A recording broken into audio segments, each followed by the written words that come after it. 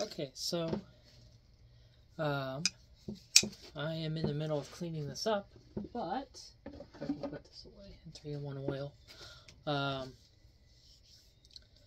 Found ourselves something nice, a patent plane. The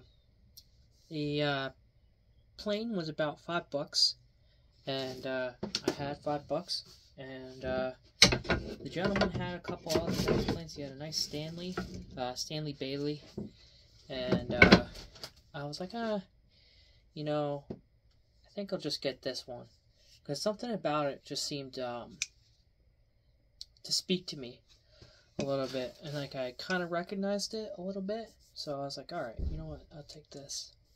And so I recognized it in a book, and it had this body right here. So I was like, you know what, there's something nice about this plane. And so what you can see is that at a certain point in the manufacturing of hand planes, a lot of people were worried about how hand planes would have they would cause a lot of friction on wood, metal on wood. So there was a search essentially in manufacturing to add different decorations to reduce the friction. And hand planes do have friction. It's a discussed thing, but like in order to make a hand plane work efficiently, you need to oil it, wax it, lubricate the bottom of some kind. It's less likely to happen with wood planes. You don't need to do that as frequently because there's natural oils in the wood. So it's not as common that you need to do this. But with metal planes, it's definitely a thing. So you can look up Brown Tool Auctions. They have a video on different hand planes. The one that I was interested in, and maybe I will end up getting it, who knows, later in life, or finding it at the flea market, given my luck with this one, is they did rosewood infills, they did squiggly lines, they did drilled with the drill bit, machined essentially, and they did all kinds of things. There's diamonds, all kinds of decorations, but this is the first corrugated sole. I have, oh yeah, you know what, this Miller Falls has one. Oh. Here's a corrugated Mirror Falls. It's a really nice example. The 14C. C is corrugated.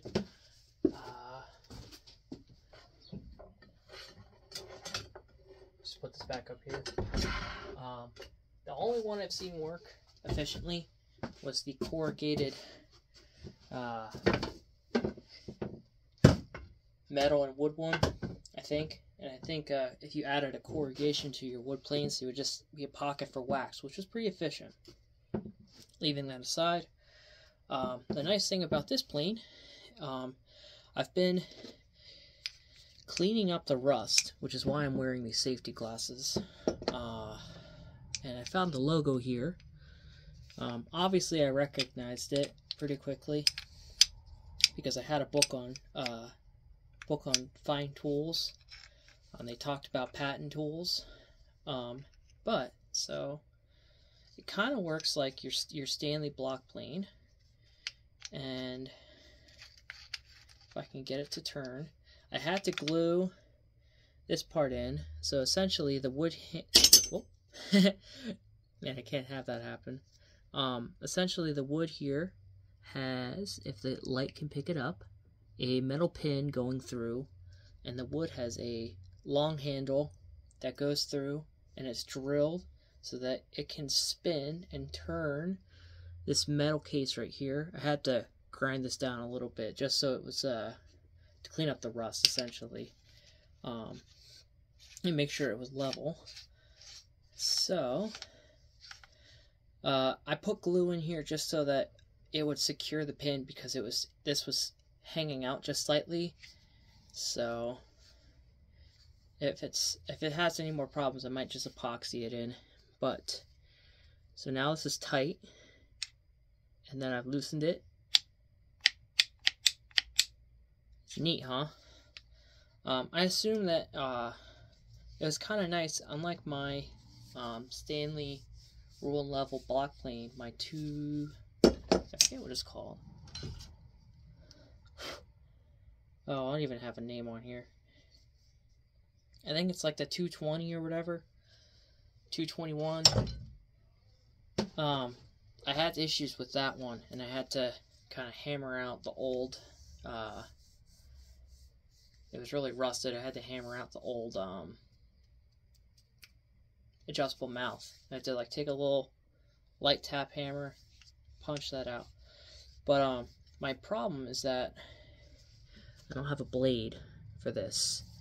So if anyone, and actually I don't even know how it attaches to. I know that they had multiple versions of this. I did plenty of research on this, so I assume that this guy right here is the depth adjustment, because it moves it forward and back like this. There's different styles. It has some grooves milled into the side here, which I assume is for the bed of the plane.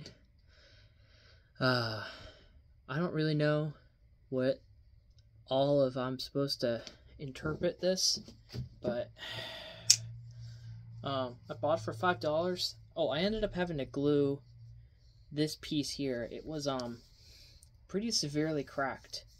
I don't know what type of handle this is, but I think when we get this working, I've seen some versions that are not expensive, actually. They're not that bad. I was just happy I bought something like this for $5 at the flea market. So,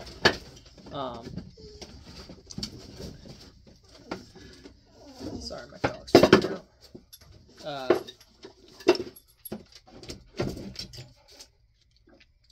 Yeah. Oh, it's already adjusted back. But yeah. I'm hoping to find somebody who can just sell me the blade mechanism and stuff, or I might just bite the bullet and get buy this type of hand plane on eBay and see if that can fit. So it's pretty cool. If anyone watching this has the same idea or knows somebody who knows how to mill and machine, I would really appreciate some help with this. So, get the word out.